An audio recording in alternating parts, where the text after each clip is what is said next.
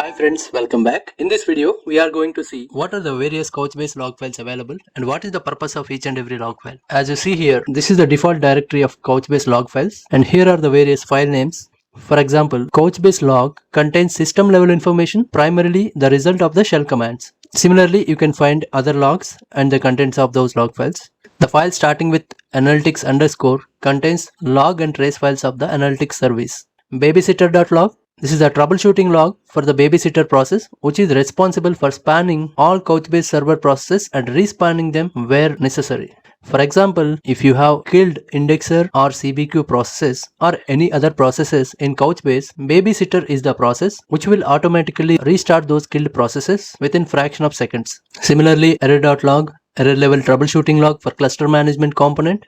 goxdcr.log for troubleshooting log for the cross data center replication component. Indexer.log. This is a troubleshooting log for the indexing and storage subsystem.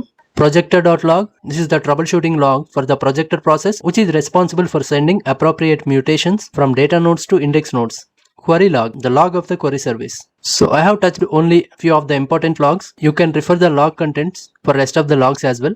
Getting log files content via REST API. This is the command to get that information. You can replace the IP address and the file options accordingly.